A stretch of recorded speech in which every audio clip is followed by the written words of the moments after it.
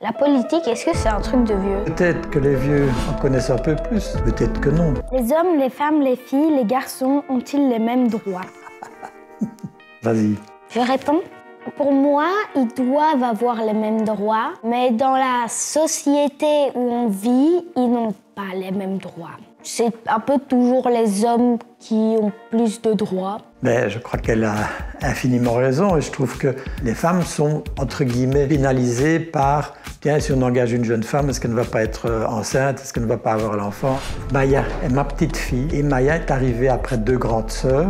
C'est parfois un peu difficile de trouver sa place et je trouve que ça devient une belle personne. Je sens que dans ma classe, t'as souvent des garçons qui se sentent supérieurs à moi, parce que ce sont des garçons.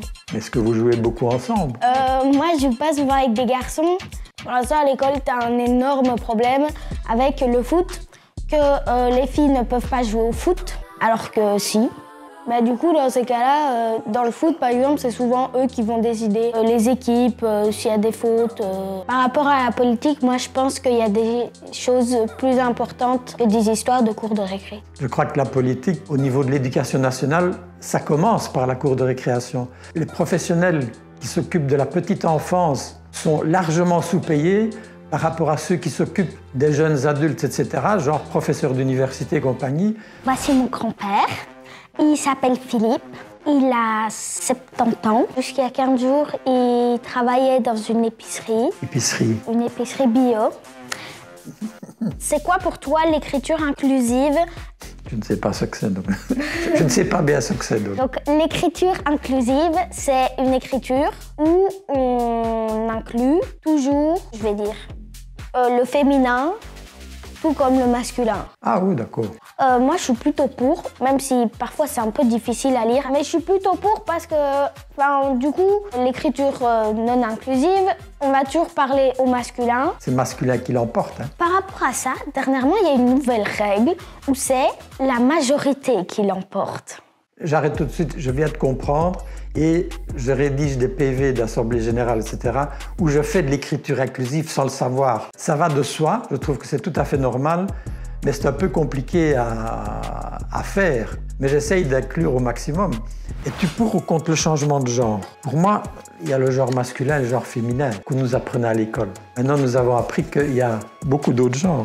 Tant que tu respectes que tu n'agresses, c'est ça, que tu n'agresses pas, il y a moyen de vivre ensemble et puis c'est bon.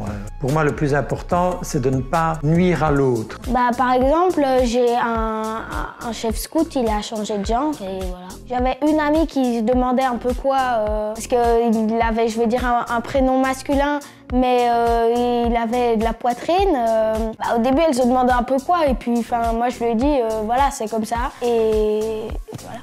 Parle-t-on assez des enfants, des jeunes et des personnes âgées? Je trouve les grands-parents dans la société, on n'en parle pas beaucoup, mais ils ont plus de pouvoir et de droits que des enfants.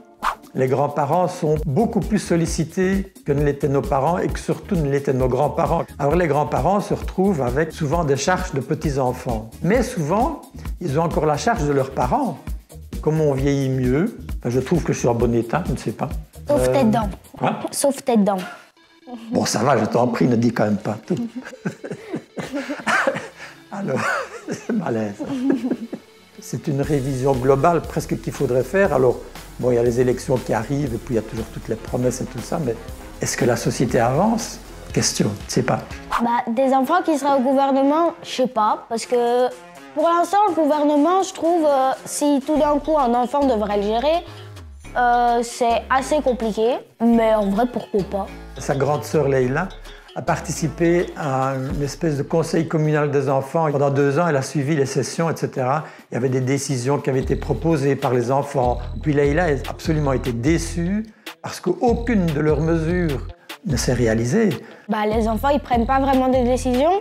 Et si dans une autre société, des enfants devraient être ministres, oui, parce que c'est leur avenir qu'ils vont construire. Et je disais aussi, c'est compliqué de gérer tout ça tout seul. Pourquoi pas un enfant et un adulte?